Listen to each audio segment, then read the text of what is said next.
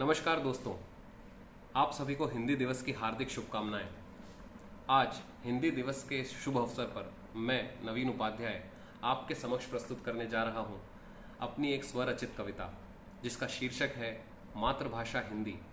और कविता कुछ इस प्रकार है कि भारतवर्ष की मातृभाषा का स्वर्णिम एक इतिहास बनाएं, भारतवर्ष की मातृभाषा का स्वर्णिम एक इतिहास बनाएं, विश्व पटल पर हिंदी भाषी कदम मिलाकर गीत ये गाएं, पूरी दुनिया माने लोहा हिंदी भाषा की ताकत का, पूरी दुनिया माने लोहा हिंदी भाषा की ताकत का, आओ मिलकर राष्ट्रभाषा का ऐसा पावन पर्व मनाएं, आओ मिलकर राष्ट्रभाषा का ऐसा पावन पर्व मनाएं। कविता की अगली पंक्तियां हिंदी भाषा के उद्गम को रूपांतरित करती है कि कैसे विभिन्न स्रोतों के समायोजन से हिंदी भाषा अस्तित्व में आती है।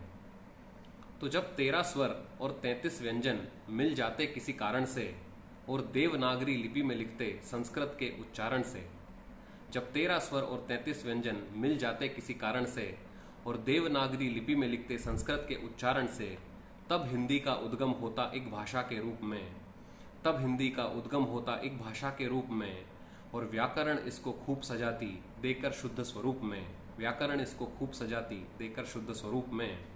हिंदी भाषा को जन जन से क्यों ना हम अवगत करवाएं, हिंदी भाषा को जन जन से क्यों ना हम अवगत करवाएं, और आओ मिलकर राष्ट्रभाषा का ऐसा पावन पर्व मनाएं, आओ मिलकर राष्ट्रभाषा का ऐसा पावन पर्व मनाएं। कविता की अगली पंक्तियों के माध्यम से यह बताने का प्रयास किया गया है कि आधुनिक युग में हिंदी भाषा के प्रचलन को कैसे और बढ़ाया जा सकता है। तो नई पीढ़ी ने अंग्रेजी का जब से साथ निभाया है, हिंदी भाषा का परचम थोड़ा कम लहराया है।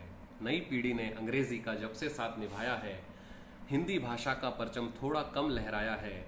इस क्षण में जो अनुकूल हो ऐसा एक उपाय है, इस क्षण में जो अनुकूल हो ऐसा एक उपाय है।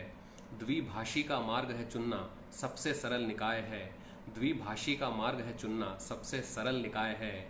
हिंदी संग अंग्रेजी मिलकर एक नया इतिहास बनाएं, हिंदी संग अंग्रेजी लिखकर एक नया इतिहास बनाएं। आओ मिलकर राष्ट्रभाषा का ऐसा पावन पर्व मनाएं, आओ मिलकर राष्ट्रभाषा का ऐसा पावन पर्व मनाएं। अंतिम पंक्तियों के माध्यम से यह संदेश देने का प्रयास किया गया है कि कोई भी लक्ष्य सिर्फ एक संकल्प मात्र लेने से पूर्ण नहीं हो जाता, उस लक्ष्य को हमें अपने जीवन का हिस्सा बनाना पड़ता है। इसी प्रकार यदि हिंदी भाषा को वैश्विक स्तर पर सर्वोच्च सम्मान दिलवाना है, तो आज प्रत्येक भारतीय को यह प्रण लेना होगा कि हिंदी दिवस सिर्फ 14 सितंबर को नहीं, बल्कि संपूर्ण वर्ष ससम्मान के साथ एक त्योहार के रूप में मनाएं। तो जन जन को जो जोड़ के रखती हिंदी ऐसा धागा है, जन जन को जो जोड़ के रखती हिंदी ऐसा धागा है, जो इसका अपमान करे वो सबसे बड़ा अभागा है, जो इसका अपमान करे वो सबसे बड़ा अभागा है। आज समय है मिलजुल कर हिंदी को मान दिलाने का, आज समय है मिलजुल कर हिंदी को मान दिलाने का। हिंदी दिवस एक रोज नहीं पूरे वर्ष मनाने का, हिंदी दिवस एक रोज नहीं पूरे वर्ष मनाने का।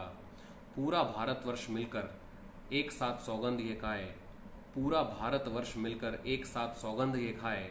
आओ मिलकर राष्ट्रभाषा का प्रतिदिन ऐसा पर्व मनाएं, आओ मिलकर राष्ट्रभाषा का प्रतिदिन ऐसा पर्व मनाएं। धन्यवाद। जय हिंद।